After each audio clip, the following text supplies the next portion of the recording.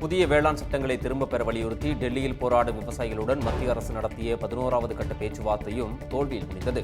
இருதரப்புமே தத்தமது நிலைப்பாட்டில் பிடிவாதமாக இருந்ததால் பேச்சுவார்த்தையில் முன்னேற்றம் ஏற்படவில்லை. அடுத்த கூட்டத்திற்கான தேதி எதுவும் நிர்ணயிக்கப்படவில்லை.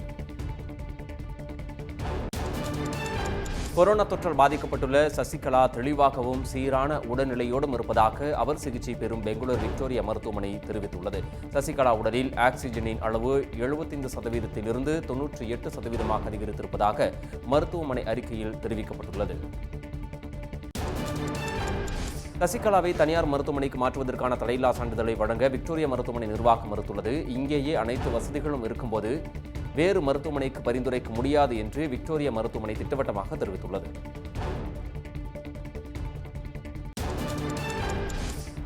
சசிகலாவுக்கு கொரோனா உறுதியாகி இருப்பதால் சிறையில் அவருடன் இருந்த இளவரசிக்கும் RT-PCR கொரோனா பரிசோதனை செய்யப்பட்டது. அதில் அவருக்கு கொரோனா தொற்று இல்லை என்பது உறுதியானது. சசிகலாவுடன் தொடர்பில் இருந்த மேலும் 2 பெண் கைதிகள், அதிகாரிகள் உட்பட 8 பேருக்கு கொரோனா பரிசோதனை நடத்தப்பட உள்ளது.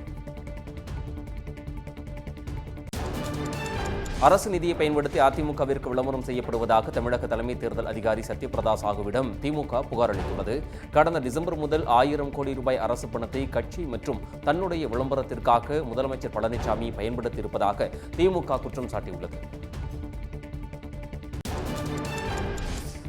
செங்கல்பட்டில் முதல்வர் பழனிசாமியின் பிரச்சாரம் முடிந்து 2 நாட்கள் ஆகியும் சாலைகளில் வைக்கப்பட்ட பேனர்கள் அகற்றப்படாமல் இருப்பதாக பொதுமக்கள் குற்றம் சாட்டியுள்ளனர்.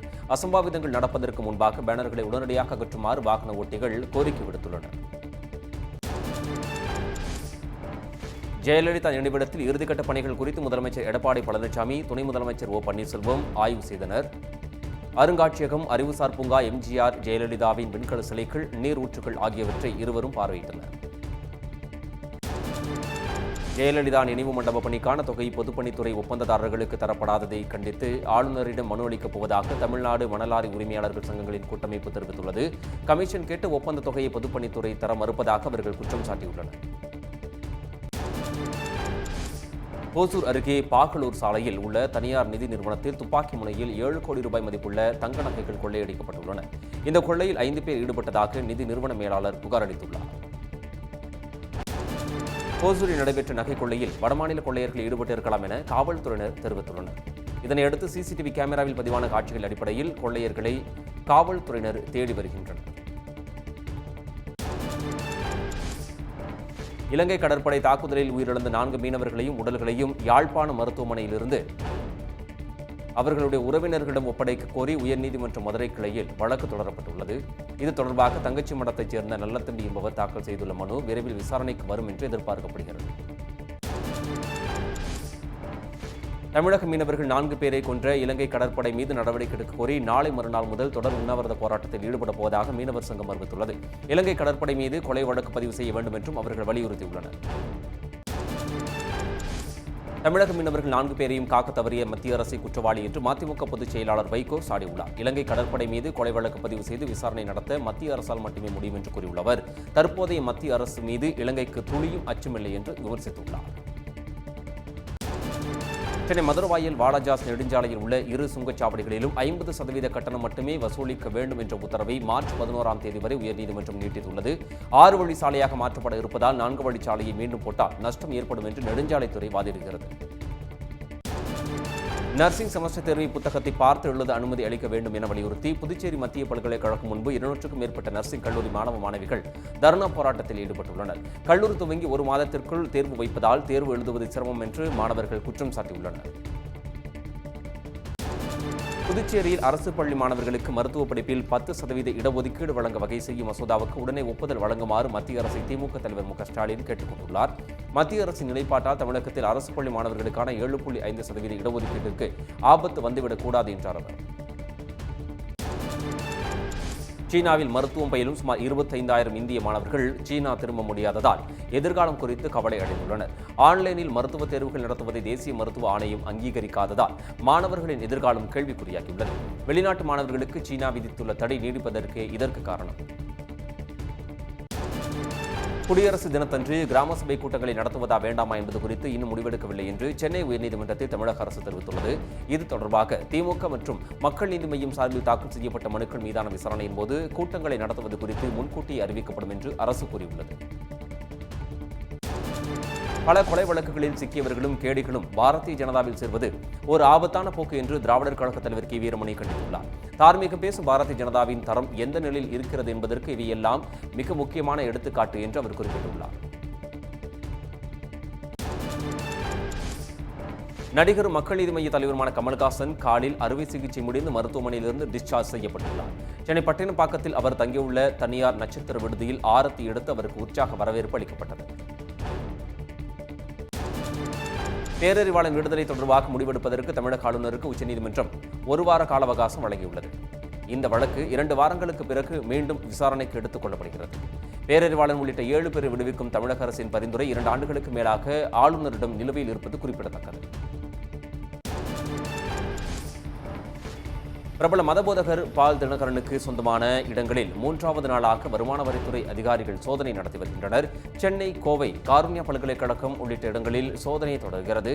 பால் தினகரனுக்கு சொந்தமான வீடு, அலுவலகம், அறக்கட்டளையில் உள்ள ஆவணங்களை அதிகாரிகள் ஆய்வு செய்கின்றனர்.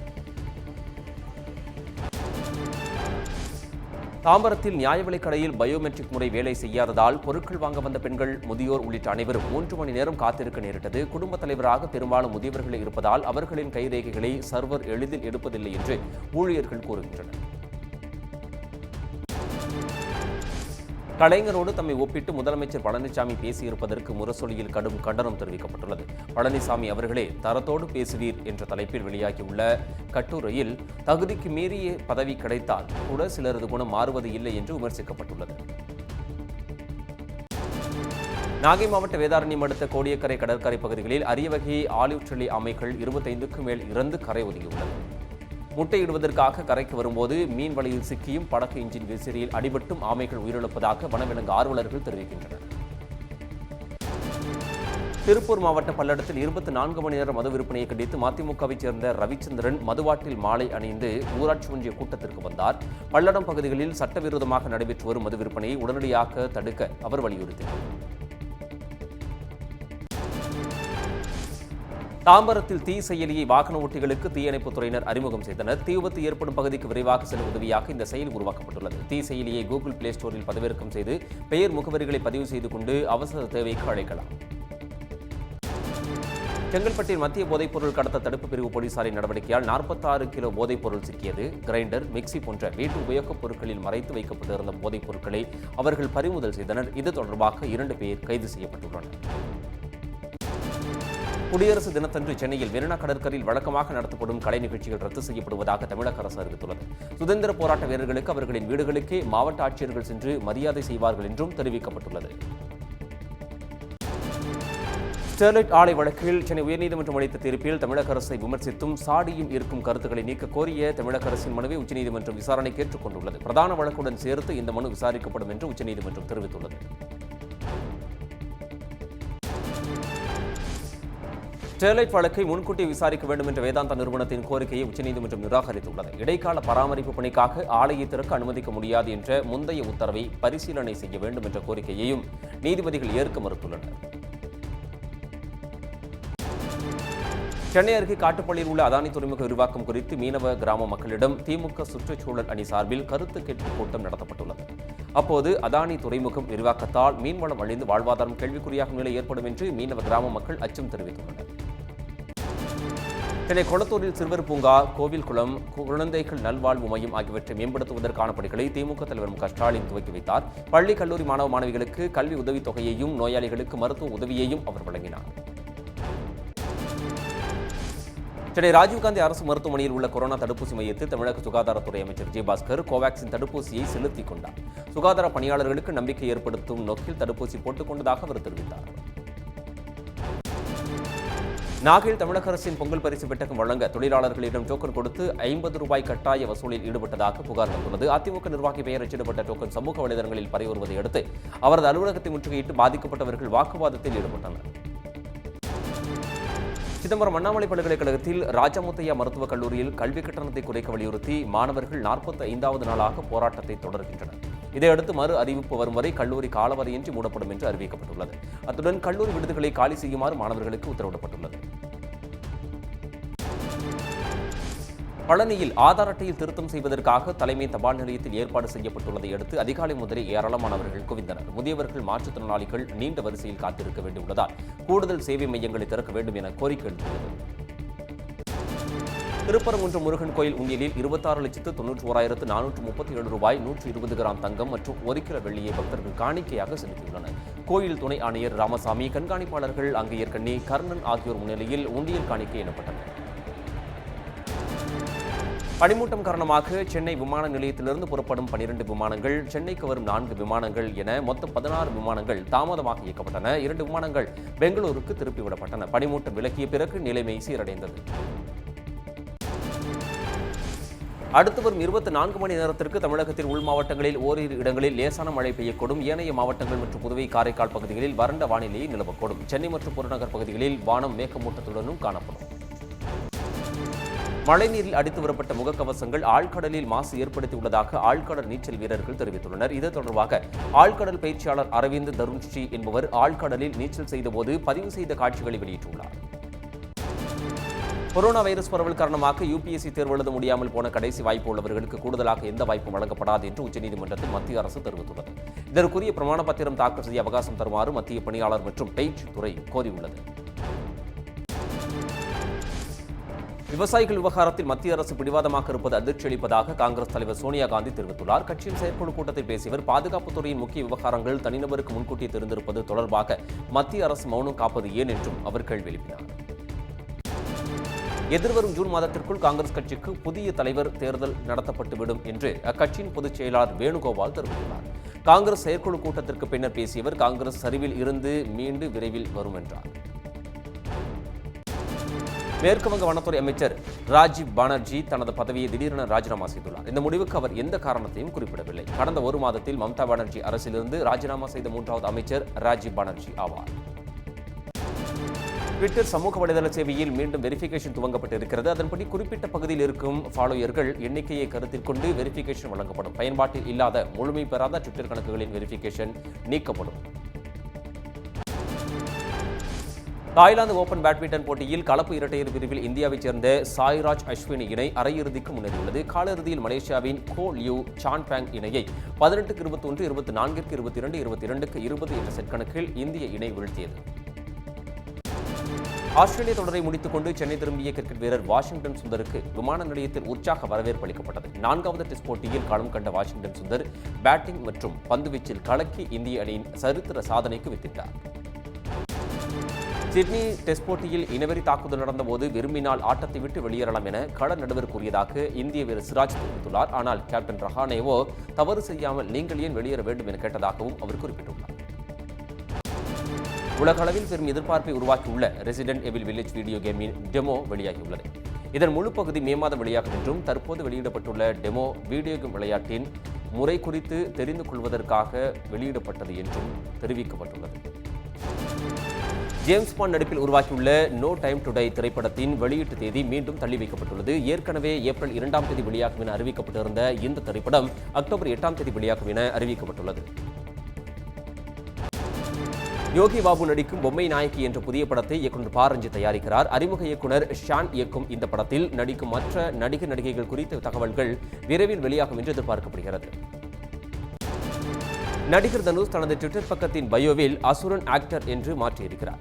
வெற்றிமாறன் இயக்கத்தில் வெளியான அசுரன் படம் பல விருதுகளை வென்று சாதனை படைத்தது. இதை எப்போதும் நினைவுகூரும் வகையில் தனுஷ் அசுரன் ஆக்டர் என்று ட்விட்டர் பயோவில் மாற்றம் செய்துள்ளார்.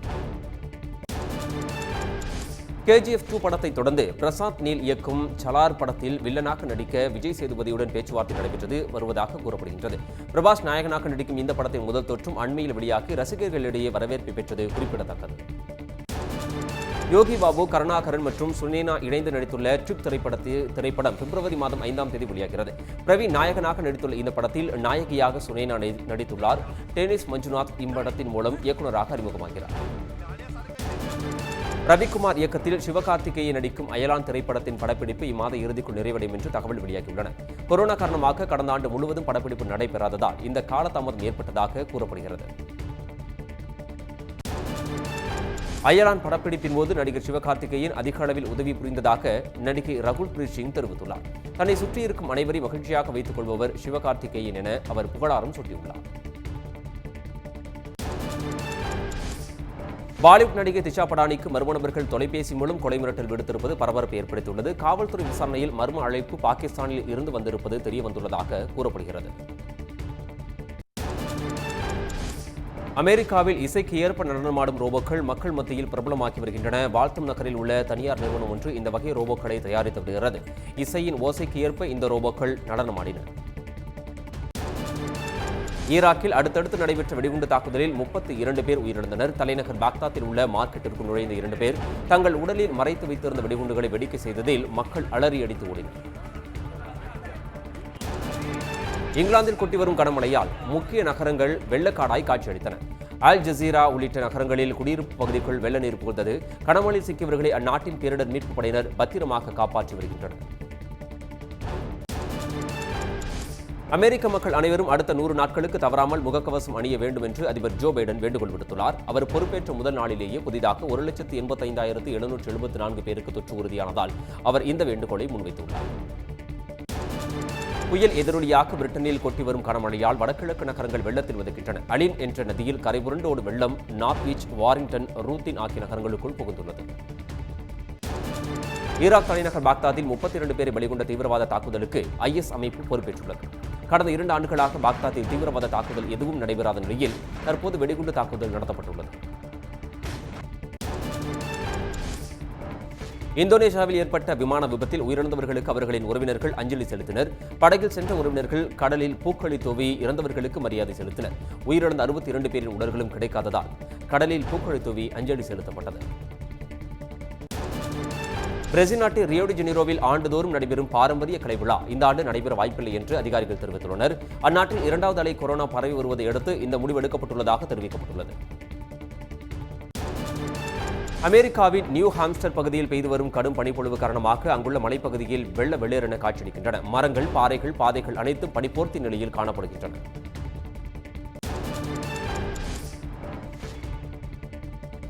கடும் பனிப்பொழிவை பயன்படுத்தி சுற்றுலாத்துறையை மேம்படுத்த சீனா திட்டமிட்டுள்ளது. அங்குள்ள பெரும்பாலான பகுதிகளில் உறைபனி கொட்டி தீர்ப்பதை அடுத்து சுற்றுலா பயணிகளின் எண்ணிக்கை அதிகரித்துள்ளது. சுற்றுலா பயணிகள் புகைப்படங்கள் எடுத்தும் பனிக்கட்டிகளை ஒருவர் மீது மற்றொருவர் வீசியும் மகிழ்ச்சியை வெளிப்படுத்துகின்றனர். ஜப்பான் தலைநகர் டோக்கியோவில் நடைபெற இருந்த ஒலிம்பிக் போட்டி ரத்து செய்யப்பட வாய்ப்புள்ளதாக தகவல் வெளியாகியுள்ளது. அந்நாட்டில் கொரோனா 2வது அலை வேகமாக பரவி வருவதால் தற்போதைக்கு ஒலிம்பிக் போட்டிகள் நடத்தப்பட வாய்ப்பில்லை என்று கூறப்படுகிறது. டோக்கியோ ஒலிம்பிக் போட்டிகள் ரத்து செய்யப்படுவதாக வெளியான தகவலை ஜப்பான் அரசு மறுத்துள்ளது. திட்டமிட்டபடி ஒலிம்பிக் போட்டிகள் நடைபெறும் என்றும் அதற்கான ஏற்பாடுகள் தீவிரமாக நடந்து வருவதாகவும் தெரிவிக்கப்பட்டுள்ளது. இதேபோன்று சர்வதேச ஒலிம்பிக் கவுன்சிலும் போட்டிகள் ரத்து என்ற செய்தியை மறுத்துள்ளது. அமெரிக்காவில் 30 லட்சம் கார்களை திரும்ப பெற்றுக் கொள்வதாக ஃபோர்ட் நிறுவனம் அறிவித்துள்ளது. ஏர்பேக்கில் ஏற்பட்டுள்ள குறைபாடு காரணமாக இந்த முடிவு எடுக்கப்பட்டுள்ளதாக அறிவிக்கப்பட்டுள்ளது. இந்தியாவில் கடந்த 5 ஆண்டுகளில் கார் விற்பனை கடுமையாக சரிந்திருப்பதாக ஆட்டோமொபைல் நிறுவனங்கள் தெரிவித்திருக்கின்றன. பண மதிப்பிழப்பு, GST அமலாக்கத்தில் குளறுபடி, பொருளாதார வளர்ச்சி நிச்சயமற்ற தன்மை, வரி, காப்பீடு, சாலை வரி மற்றும் கச்சா பொருட்களின் விலை அதிகரிப்பு போன்றவற்றால் கார் விற்பனை பின்னடைவை சந்தித்துள்ளது. மாருதி சுசுகி நிறுவனம் ஜிம்னி மாடல் காரின் ஏற்றுமதியை தொடங்கியுள்ளது. முதல் கட்டமாக 184 சுசுகி ஜிம்னி யூனிட்கள் குஜராத்தில் உள்ள முந்த்ரா துறைமுகத்திலிருந்து லத்தீன் அமெரிக்கா, மத்திய கிழக்கு மற்றும் ஆப்பிரிக்காவுக்கு அனுப்பி வைக்கப்பட்டுள்ளன. உலகின் மிகப்பெரும் இருசக்கர வாகன உற்பத்தியாளராக திகழும் ஹீரோ மோட்டோகார்ப் நிறுவனம் 10 கோடி வாகனங்களை உற்பத்தி செய்து புதிய சாதனை படைத்துள்ளது. உத்தரகாண்ட் மாநிலம் ஹரித்வார் ஆலையில் தயாரான எக்ஸ்ட்ரீம் 160R ரக பைக்குகள் அந்நிறுவனம் தயாரித்த 10 கோடி யூனிட் வாகனமாகும். கர்நாடக மாநிலம் சிவமோகா அருகே ஹூன்சூர் என்ற கிராமத்தில் கல்குவாரிக்கு வெடிப்பொருட்கள் ஏற்றிச் சென்ற லாரி திடீரென வெடித்து சிதறியதில் 8 பேர் உயிரிழந்தனர். வெடி விபத்தால் ஏற்பட்ட அதிர்வுகள் 30 கிலோமீட்டர் தூரம் வரை உணரப்பட்டதாக தகவல்கள் தெரிவிக்கின்றன. கர்நாடகாவில் அமைச்சரவை விரிவாக்கத்தில் முக்கிய இலாக்காவை இழந்த மூத்த அமைச்சர்கள் முதலமைச்சர் எடியூரப்பாவுக்கு எதிராக போர்க்கொடி தூக்கியுள்ளனர். முதல்வர் தலைமையில் நடைபெற்ற அமைச்சரவை கூட்டத்தை மூத்த அமைச்சர்கள் பலரும் புறக்கணித்ததால் கர்நாடக அரசியலில் பரபரப்பு ஏற்பட்டுள்ளது. நாகை மாவட்ட வேதாரண்யத்தில் வாகன சோதனையில் ஈடுபட்டிருந்த போதைப்பொருள் கடத்த தடுப்பு பிரிவு போலீசார் காரில் கடத்தி வரப்பட்ட 155 கிலோ கஞ்சாவை பறிமுதல் செய்தனர். அவற்றை ஆந்திராவில் இருந்து கடத்தி வந்த மதுரை மாவட்டம் உசிலம்பட்டியைச் சேர்ந்த 2 பேரை அவர்கள் கைது செய்தனர். ராணிப்பேட்டை மாவட்டம் அரக்கோணத்தை அடுத்த ராயப்பேட்டை பகுதியில் வயலில் வைக்கப்பட்டிருந்த மின்வேலியில் சிக்கி விசைத்தறி நெசவாளர் வெங்கடேசன் என்பவர் மின்சாரம் தாக்கி உயிரிழந்தார். சம்பவ இடத்திற்கு விரைந்த நெமிலி காவல்துறையினர் வழக்கு பதிவு செய்து விசாரணை நடத்தி வருகின்றனர். திருவாரூர் மாவட்டத்தை பேரிடர் மாவட்டமாக அறிவிக்க கோரி அழுகிய பயிர்களுடன் விவசாய சங்கத்தினர் மாவட்ட ஆட்சியர் அலுவலகத்தை முற்றுகையிட்டு போராட்டம் நடத்தினர். விவசாயி ஒருவரை இறந்தவராக சித்தரித்து அவர் மீது அழுகிய சம்பா பயிர்களை போட்டு பெண்கள் ஒப்பாரி வைத்தனர். திருப்பூர் மாவட்டத்தில் ஜல்லிக்கட்டு போட்டி வரும் 31ஆம் தேதி நடைபெறவுள்ள நிலையில் போட்டிக்கான பாதுகாப்பு ஏற்பாடுகள் குறித்த ஆலோசனைக் கூட்டம் மாவட்ட ஆட்சியர் அலுவலகத்தில் இன்று நடைபெற்றது. இதில் பொதுமக்களுக்கான பாதுகாப்பு ஏற்பாடுகள், மாடுபீடு வீரர்கள் மற்றும் காளைகளுக்கான வசதிகள் உள்ளிட்ட பல்வேறு முன்னேற்பாடுகள் குறித்து ஆலோசிக்கப்பட்டது. பழனி முருகன் கோவிலில் தைப்பூச திருவிழா கொடியேற்றத்துடன் தொடங்கியுள்ளது. திருவிழா நடைபெறும் நாட்களில் நாள்தோறும் ஆன்லைனில் பதிவு செய்த 25,000 பக்தர்கள் மட்டுமே சுவாமி தரிசனம் செய்ய அனுமதிக்கப்பட உள்ளதாகவும் 28ஆம் தேதி நடைபெறும் தேரோட்டத்தின் போது உள்ளூர் பக்தர்களுக்கு மட்டுமே அனுமதி என்றும் கோவில் நிர்வாகம் தெரிவித்துள்ளது.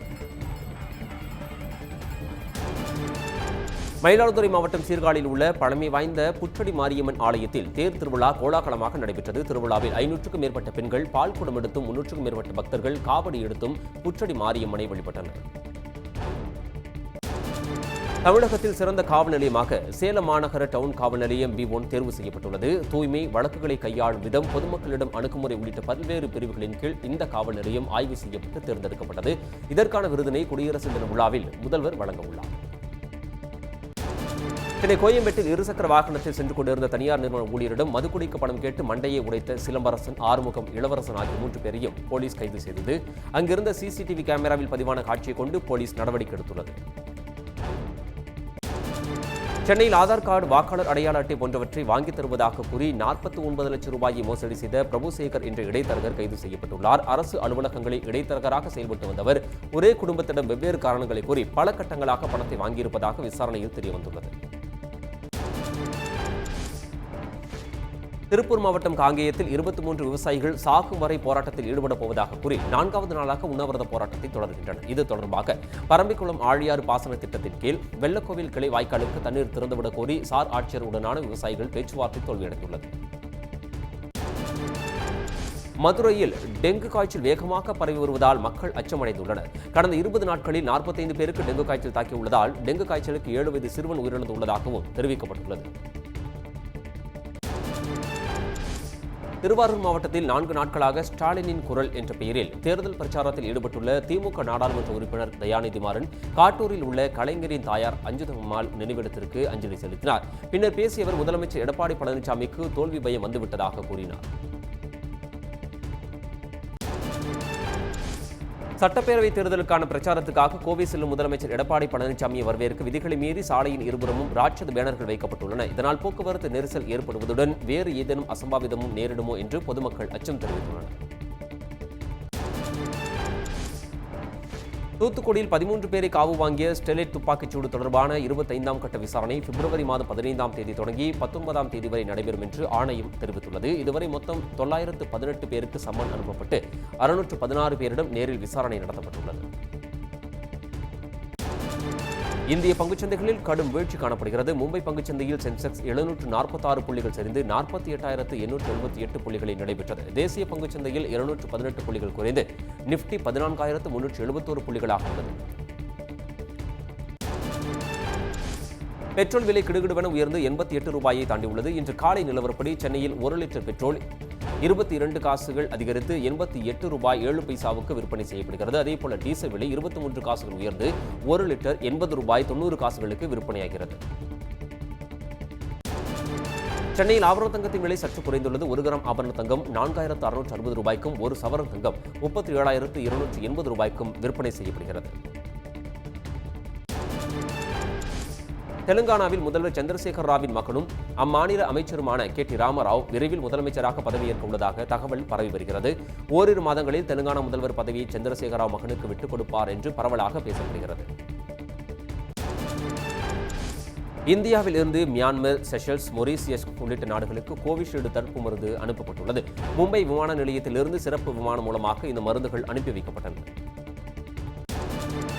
அருணாச்சல பிரதேசத்தில் புதிய கிராமத்தை உருவாக்கியது தொடர்பாக சீனா விளக்கம் அளித்துள்ளது. தங்களது எல்லைக்குட்பட்ட பகுதியிலேயே கிராமத்தை உருவாக்கியுள்ளதாகவும் இது சீனாவின் இறையாண்மைக்கு உட்பட்டது என்றும் தெரிவிக்கப்பட்டுள்ளது. இந்தியாவில் கடந்த 24 மணி நேரத்தில் புதிதாக 14,545 பேருக்கு கொரோனா தொற்று உறுதி செய்யப்பட்டுள்ளது. அதே நேரத்தில் 18,002 பேர் டிஸ்சார்ஜ் செய்யப்பட்டுள்ளனர். தற்போதைய நிலையில் நாடு முழுவதும் கொரோனா தொற்றுக்கு 1,88,688 பேர் சிகிச்சை பெறுகின்றனர்.